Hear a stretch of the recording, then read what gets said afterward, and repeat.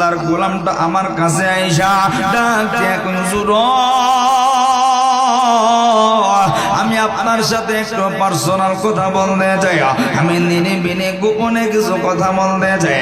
আমি বললাম বাবাজি আমি একটু পরে আপনার সাথে কথা বলবো। যখন আমার খাওয়া দাওয়া শেষ হইল আমি বললাম ভাইজান আপনারা সবাই একটু বাহির হয়ে জানা, আমি এই লোকটার সঙ্গে একটু কথা বলতে চাই।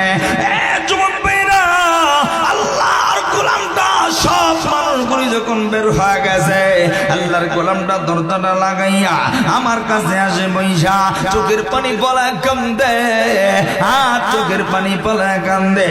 আমি বুঝতে পারলাম না কি জন্য কান্দে। ডাক দিয়া জিগাইলাম বাবাজি আপনি কি বলবেন সেটা আগে বলেন, এমন ভাবে কান্না করতেছেন কেন? আপনি যদি না বলেন আমি কেমন করে আপনার দুঃখ বলবো? এমন সময় আল্লাহর গোলামটা চোখের পানি পালায় পালায় কান্দের হুজুর এই দুনিয়াতে আপন ছিল মা, এই মাটারে হারায় পালাইছে, তবে আমি বুঝতে পারিনি আমি মারে বড় কষ্ট দিয়েছি, আমার মার কোনে যাই বড় আঘাত দিয়েছে। আমি বললাম বাবাজি আপনি কান্দা বন্ধ করিয়া আপনি পুরা ঘটনাটা আমার খুলে বলেন না। যুবক ভাইরা আমার ঠাকুরগাঁওয়ের বন্ধুরা আল্লাহর গোলাম চোখের পানি পালায় কান্দি আর ডাক দেখ হুজুর আমার ঘরে আমার বিবি আর আমার মা একই করে আমরা থাকতাম, আলাদা রুমে আমার মা আমার বিবির সঙ্গে থাকত, এক ঘরে তারা খাবার খাইত, আমরা একটা পরিমাণে থাকতাম। কিন্তু আমার বিবিটা আমার মারে কোনোদিন দেখতে পারতো না, সব সময় তার কাছে বোঝা মনে হয়তো। আমি একজন সাধারণ ব্যবসায়ী মানুষ ছিলাম, আমি যখন সারাদিন দোকানদারি কইরা আমি যখন ঘরের ভিতরে ঢুকতাম এমন সময় আমার বিবি আমার কানের কাছে আইসা শুধু আমার বিবি শুধু আমার মায়ের বদনাম কইত, আমার মায়ের দোষগুলি আমার কানের কাছে বলতো। এরকম মা এরকম ফ্যামিলি আছে না নাই? জোরে কোন আছে না নাই? আপনি সারাদিন বাইরে কাজ করে বাড়িতে যাবেন, রাত্রে বেলা বিছানায় শুয়ে শান্তি পাইলাম না, ওই কি লিগা তোমার মাল লাইকে। এরকম ফ্যামিলি আছে না? দেখবেন বউয়ের কারণে সন্তান আগে বাপ মারে খুব ভালোবাসে, বিয়ে করার 1-2 বছর যাওয়ার পরে মা কাটা ছিলেন না, কাটা তার কাছে কাটার মতো বিষ হয়ে গেছে। মার ভালো লাগে না, বাবারে দেখতে পারে না, কি এমন পানি ভরা খাওয়াইছে আল্লাহ জানে। এটার আরেকটা কারণ থাকে শাশুড়ি নাড়ের গুরু, কথা কয় না, ওদিক থেকে তাবিজ দে এদিক দিয়া কাম করে, শেষ পর্যন্ত সন্তান বাপ মারে আলাদা ধুয়ে আরেক বাড়িতে বাড়া থাকে। কথা কোন ঠিক কিনা? এরকম হাজারো ঘটনা। তুমি যুবক শুধু বিবির কথা শুনা ফালাফালি করো না, একটু ঠান্ডা মাথায় কথাটা বিবেচনা করবা। মার কাছে নিরিবিলি জিগাইবা মাগো আপনি কষ্ট নিয়েন না, আপনার কাছে একটু জানবার চাই এরকম কোনো কিছু ঘটছে কিনা, তখন মা সত্যটা বলবে। মার কাছে না জিগায়া মার দিকে চোখ রাঙায় তাকায় না, এই চোখ দুনিয়া থাকতেই বন্ধ হয়ে যায়। মার দিকে রাগ কইরা বিবির কথা শুনে হাত উঠায় না, এই হাত দুনিয়া থাকতে হাত নষ্ট হয়ে যাইব। এরকম অহরহ ঘটনা আপনারা তাকায় দেখেন আছে, মুরব্বীরা কই ধরবো কয়টার ফাঁক কেমন লইছে ইতিহাস কই তো হুজুর মারে লাফি দিছিল, কথা কয় না, হুজুর এই লোকের অনেক সম্পদ ছিল কিন্তু এই লোক মার সাথে বাবার সাথে বেয়াদবি করছে, আল্লাহ সব পড়ায় দিচ্ছে। এরকম অহরহ ঘটনা আমাদের সমাজে আছে। এই জন্য ভাইরা সবসময় বিবিকে প্রাধান্য দিব না, মার কাছ থেকে শুনবো, কারণ মা কখনো সন্তানের সাথে মিথ্যা কথা বলে, কথা কয় না, কথা বলেন ঠিক কিনা? এই জন্য ভাইরা মাকে কষ্ট দিব আমরা? জোরে বলেন দিব? পানি খাওয়ার টাইম আছে, ওয়াশ করার তো সময় পেতেছি না। মুসলমান ভাইরা আমার আল্লাহর গোলাম চোখের পানি পালায় কান্দে আর ডাক দিয়ে কই হুজুর গো আমার বিবি প্রতিদিন আমার কাছে এই কথা বলে, আমার মা আমার মায়ের সম্পর্কে আমার কাছে দোষ বলা বলে করে, এই কথাগুলি আমি শুই না, আমি প্রতিদিন সহ্য করে, মাঝে মাঝে রাগান্বিত হইয়া মায়ের সঙ্গে আমি কটু কথা বলি, 1 দিন 2 দিন 1 বছর 2 বছর এইভাবে চলতে থাকে। হঠাৎ করে দীর্ঘদিন যাওয়ার পরে আমার মনের ভিতরে জায়গা হয়ে গেল, আমার মাই বুঝি আমার কাছে দোষী, আমার মাই বুঝি বড় অপরাধী, আমার সংসারে শান্তি দিতে যায় না, আমার বিবিকে রাখতে যায় না। এই চিন্তা কইরা আমি মায়ের সঙ্গে ঝগড়া করলাম। আমি ঝগড়া কইরা বাড়ি থেকে ব্যবসার জন্য বাজারে রওনা হয়ে গেছে।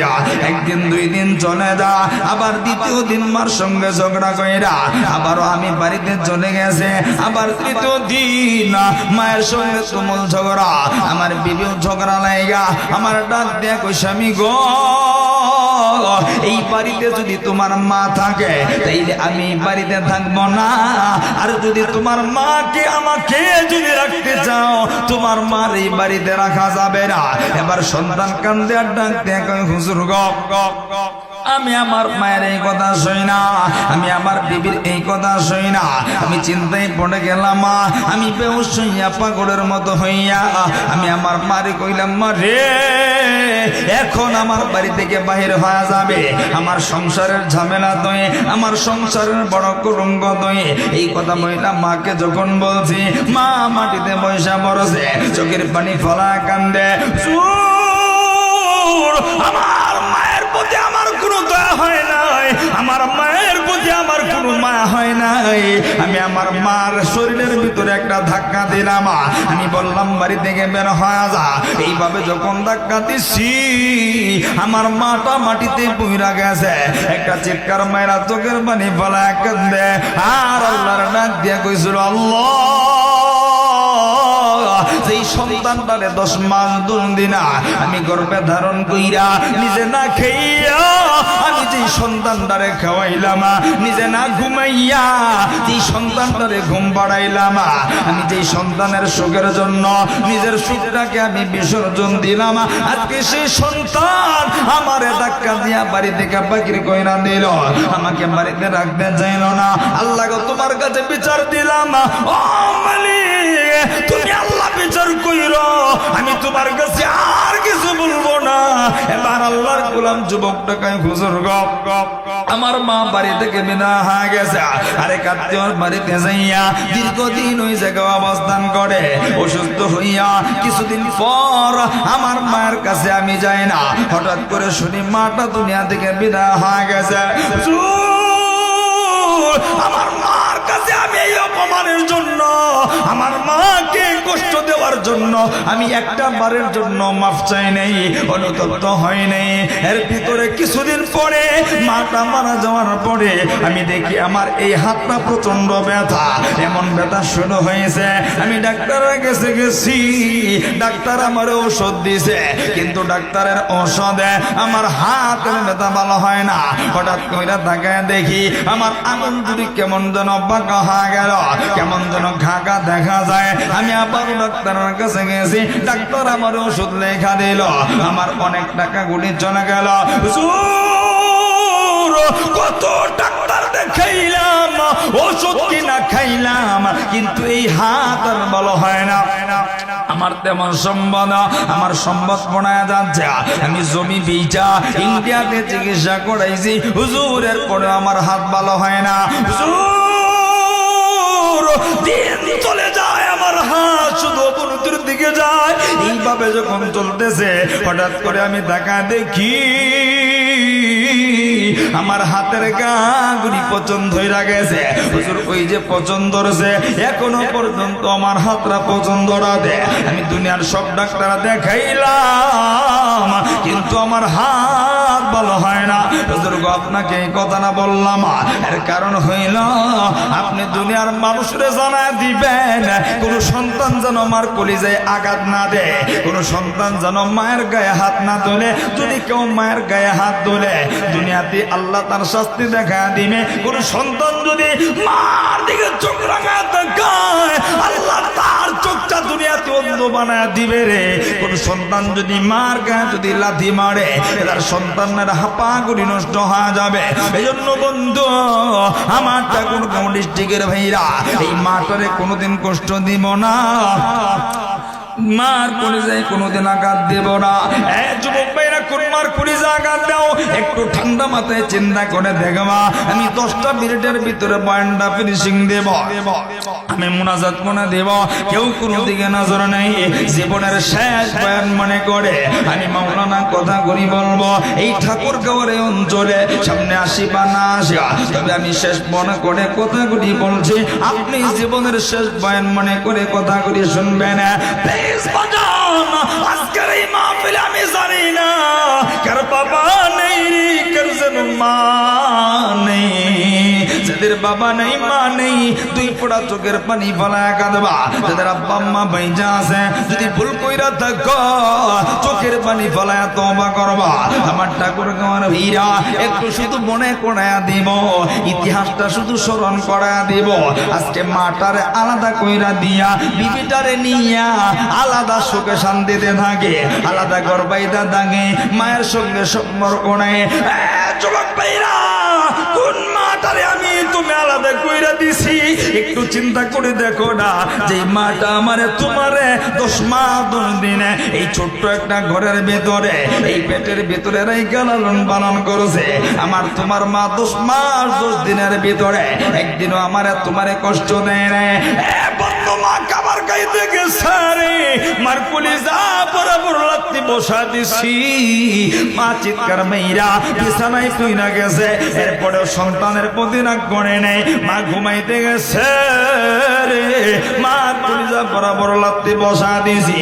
এরপরেও কিন্তু মা চিৎকার মেয়েরা ঘুম ভাঙা গেছে, এরপরেও কিন্তু মা রাগ করে নাই। সেই মা 10 মাস 10 দিন বিনা কষ্ট করে এই গর্ভের ভিতরে সেইকে দিতে পারলো। এই দুনিয়াতে এত জায়গা থাকা সত্ত্বেও আজকে মায়ের জন্য তোমার ঘরে জায়গা হয় না। এই যুবক, এই মাটারে কষ্ট দিস না রে, এই মাটারে আলাদা কইরা দিস না রে। এই মা যদি কষ্ট পায়া যায়, দুনিয়াটাও হারাইবি, আখিরাতটাও হারায়া ফেলাইবি। আমার ঠাকুরগাঁওয়ের যুবক ভাইরা, মারে তুমি কষ্ট দাও। যেই মা আমারে তোমারে খাওয়াইছে, নিজে না খাইয়া আমারে তোমারে খাওয়া বড় বানাইছে, একটু চিন্তা করে দেখো না। আমি তুমি ছোট্টবেলায় স্কুল মাদ্রাসায় পড়েছি, এ বন্ধু বোর্ডিং এ লজিং এ থেকে পড়ছি। এ বন্ধু শুধু মনে করায় দিচ্ছি রে, আমার তোমার বাড়িতে বালু খাবার রান্না হয়েছে, আমার তোমার মা খায় নাই। সবাই জিগাইছে আব্দুল্লাহর মা খাও না কেন? আমার আমার মা চোখের পানি ফেলায় কইছে আমি কেমনে খামু? আমার আব্দুল্লাহ কতদিন ধইরা বাড়িতে নেই, মানুষের বাড়িতে কি খায়, বোর্ডিং এ কি খায় আমি মা জানি না। আমি মা খাবার খাইতে গেলে আমার আব্দুল্লাহর কথা মনে হইয়া যায় রে। আজকে সেই মাটারে আলাদা কইরা দিয়া বিবি সন্তান নিয়া ভালো ভালো খাবার রান্না কইরা খাও। এটা করবে ওর যুবক মেয়েরা, এই কপালটারে পুরিস না রে, এই মাটারে কোনোদিন কষ্ট দিস না। যেই মা তোর জন্ম দিতে যায়, এবার তো ডাক্তার ডাক দেখ ওই পরিবারের লোক শোনো, এই সন্তান জন্ম দিতে গেলে হয়তো বা মা বাঁচবে নাইলে বাচ্চা বাঁচবে, দুইজনকে বাঁচানো যাবে না। আমার তোমার পরিবারের লোকেরা ডাক দেয়া কইছে ডাক্তার রে, আমাদের বাচ্চা দরকার নেই, মা যদি বাইচা থাকে বাচ্চার কোনো অভাব পড়বো না। আমার তোমার মার কাছে ডাক্তার কানে কানে যা কইছে, মা তুমি বাঁচবা না বাচ্চা বাঁচবো, দুইজনকে বাঁচানো যাবে না, তুমি কি চাও? আমার তোমার মা ওই দিন চোখের বাড়ি ছেড়া দিয়া কাইন্দা কাইন্দা কইছো ডাক্তার আমি মা মইরা যাইতে রাজি আছি, আমার সন্তানের মরা মুখ আমি দেখতে রাজি রে। এ যুবক ভাইরা, ওই মাটার কোলে জায়গা দিবি না, ওই মাটারে কোনোদিন কষ্ট দিবি না।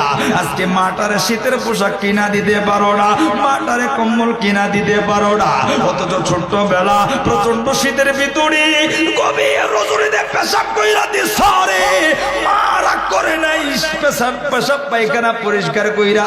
এখন তো প্যাম্পাসের যুগ, মাদের কোনো কষ্ট নাই। আজ থেকে 10-15 বছর আগে আমি তুমি যখন ছোট্ট ছিলাম, এই দেশে কোনো প্যাম্পাস ছিল না, ছোট্ট তেনা দিয়া পেশা ঘুম পাড়াইছে, গভীর রজনীতে পেশাব পায়খানা কইরা দিস। আমার তোমার মা রাগ করে নাই, কষ্ট পাই নাই, এই দুইটা হাত দিয়া পরিষ্কার কইরা বুকটার লোকে জড়াইয়া দইরা দইরা ঘুম পাড়াইছে। এই মায়ের বুকটা ছিল তোমার জন্য কম্বল। আজকে তুমি সেই মাটারে বুঝলা না, সেই মাটারে তুমি আলাদা কইরা দিলা। দিলা, সেই মাটার কলিজায় আঘাত দিলা। এই যুবক, এই মাটারে কোনদিন কষ্ট দিস না। যেদিন হারায়া ফালাবি ওই দিন দুনিয়া কুইরা কুইরা মা খুঁজবি রে, কিন্তু মায়ের কোনদিন খুঁজা পাবি না রে। এই মাটারে কোনদিন কষ্ট দিস না। যেই মাটা নিজে না খাইয়া আমারে তোমারে খাওয়াইলো, যেই মাটা নিজে না ঘুমাইয়া আমারে তোমারে ঘুম পাড়াইলো, যেই মাটা নিজে না পইরা মাসরা কাপড় পইরা আমারে তোমারে 1 টাকা 2 টাকা 10 টাকা জমায়া জমায়া ভালো ভালো কাপড় কিনা আমারে তোমারে পড়াইছে। এ যুবক, পায়ের সামনে হাত 2টা বাড়া দিয়েছে। আমার ঠাকুর মায়ের যুবক ভাইরা, এই মাটারে কোনোদিন কষ্ট দেব না। আমি মুসাফির, বিদায় নেব। বিদায় নেওয়ার আগে বলি রে, এই বাবাটারেও কোনোদিন কষ্ট দিস না। এই দুনিয়াতে তোর জন্য তোর বাবা অনেক কষ্ট সহ্য করছে। আমি আগেই বলছি, এখন বাবার অনেক কিছু দেখতেছ। আজ থেকে 20 বছর আগে তোমার আমার বাবাও রিক্সা চালাইছে, এই ঠাকুরগাঁওয়ের মানুষের বাড়িতে কাজ করেছে, মাছ দইরা নদী থেকে বেচা আমারে তোমার মানুষ বানাইছে রে। এ বন্ধু, মানুষের কাছে হাত পাইতে আমার তোমার মানুষ বানাইছে। এই বাবাটা অসুস্থ হইলে বিছানায় ফালায় রাখিস না রে। এই বাবাটারে কোনোদিন কষ্ট দিস না। যেই বাবাটা কলা রুটি খাইয়া আমার তোমার জন্য পোলাও মাংসের ব্যবস্থা করেছে, ঈদের দিনে তোমার লাইগা নতুন পাঞ্জাবি কিনে আনছে রে, নতুন জুতা কিনে আনছে, বন্ধু নতুন টুপি কিনে আনছে। বাবা সিরা জুতা পইরা পইরা ঈদগাহের ময়দানে গেছে। বাবা সিরা লুঙ্গি পইরা, সিরা পাঞ্জাবি, পুরান পাঞ্জাবি পইরা বাবা ঈদগাহের ময়দানে গেছে। আমারে তোমারে নতুন কাপড় পরা দিছে রে। এই বাবাটারে কোনদিন কষ্ট দিস না। আমার যুবক ভাইরা, যার বাবা নেই সে বুঝে দুনিয়াতে কি নাই রে। যার বাবা হারাইছে ঈদের দিনে বাবারে খুঁজে, ভালো খাবার রান্না কইরা বাবারে খুঁজে, রাত্রে বেলা ঘুমাইতে যাইয়া গভীর রজনীতে বাবা খুঁজে, কিন্তু আর বাবা খুঁজা পায় না। যুবক ভাইরা, ভালো খাবার খাইতে যাইয়া, ভালো জিনিস কিনতে যাইয়া বাবারে খুঁজে রে।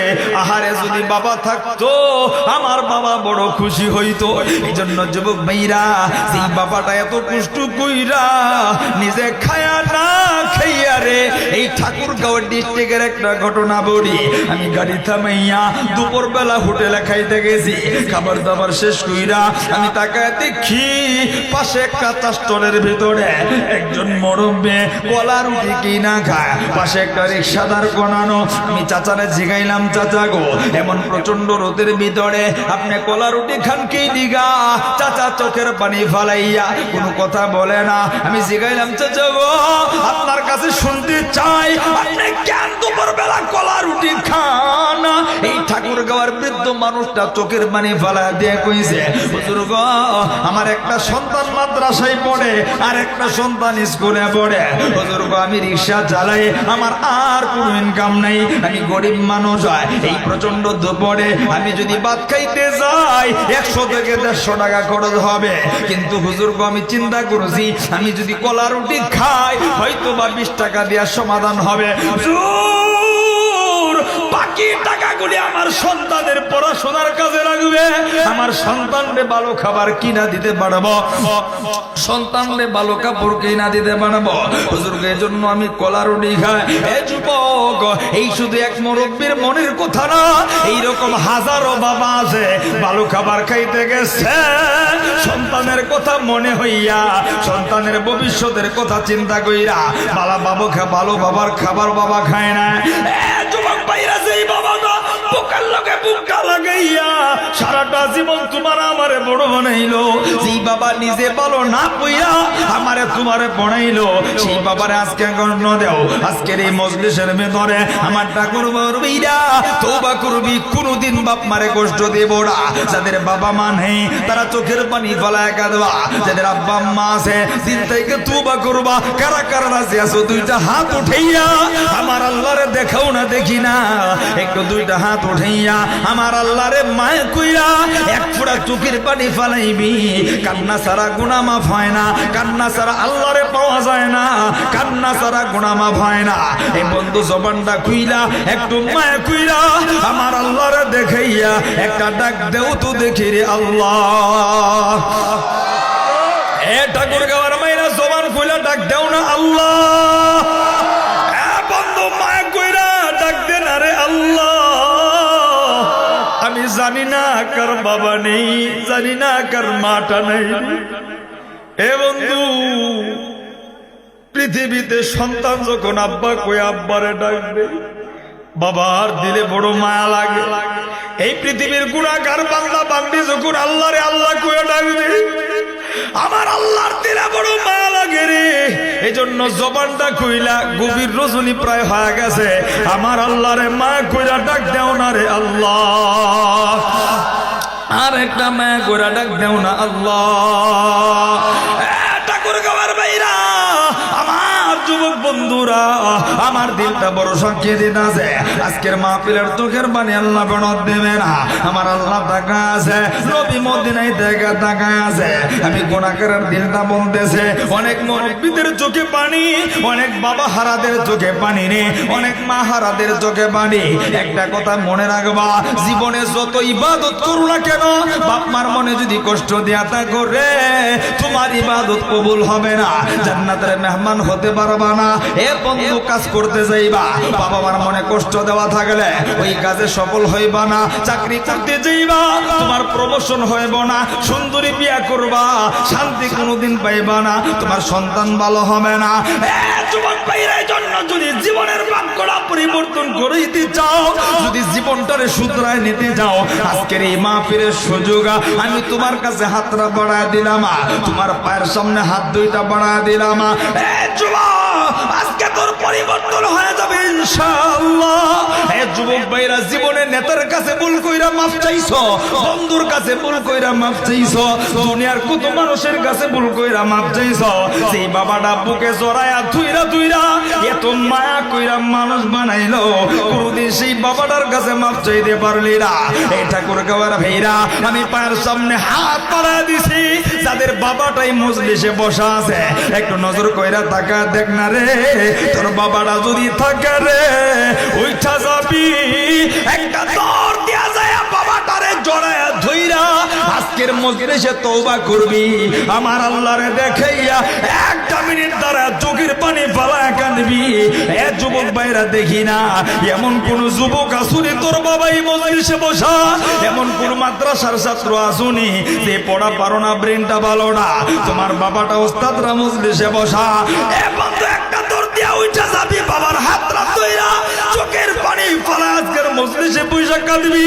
একটু দাঁড়ানা, এমন কোন সন্তান আছে, আল্লাহু আকবার বইলা একটু দাঁড়ানা, দেখি না এমন কোন সন্তানটা আছে। হুজুর গো, আমার বাবা মজলিসে বসা, আমি আমার বাবার কাছে মাফ চাইব, এমন কোন সন্তানটা আছো দেখি না? একটা সন্তান দেখি না। এই পুরা মজলিসের ভিতরে বাবা থাকলে উঠে যান রে, বাবার কাছে মাফ চাইতে কোনো লজ্জা নাই।